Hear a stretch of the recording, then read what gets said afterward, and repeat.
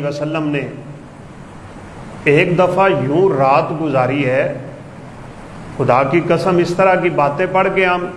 سوچیں تو ہم کس طرح کی زندگی گزار رہے ہیں۔ آپ کو پوری رات نیند نہیں آئی، آپ کبھی بستر پہ ادھر کبھی ادھر کبھی ادھر کبھی ادھر، حالانکہ مومن بندے کی نیند اچھی ہوتی ہے، سیدھی بات ہے۔ دنیا داروں کی نیندیں بھی اللہ چھین لیتا ہے، سکون بھی چھین لیتا ہے۔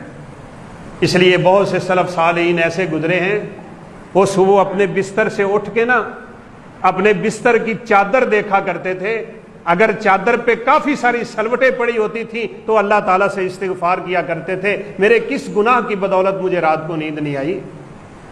استغفار کرتے تھے کہ میرے بستر پہ کیوں سلوٹیں ہیں، میں رات کو یوں الٹ پلٹتا ہوتا رہا ہوں جس وجہ سے مجھے نیند نہیں آئی۔ اللہ کے حبیب کو نیند نہیں آ رہی، آپ ساری رات بستر پہ یوں اپنا رخ بدلتے رہے، تو صبح اٹھ کے آپ صلی اللہ علیہ وسلم نے اپنے بستر کو اٹھایا، نیچے ایک کھجور پڑی تھی، ایک کھجور، صدقے کی ایک کھجور، آپ وہ لے کے آئے، مسجد میں ایک فقیر کے ہاتھ پہ رکھی،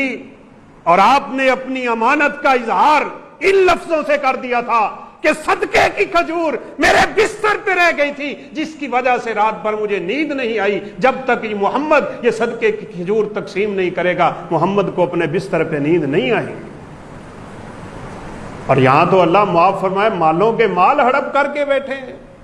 خدا کا خوف ہی کوئی نہیں، بہنوں کے حق مار کے بیٹھے ہیں، بھائیوں کی وراثتیں مار کے بیٹھے ہیں، کیا باتیں کی جائیں بھائی۔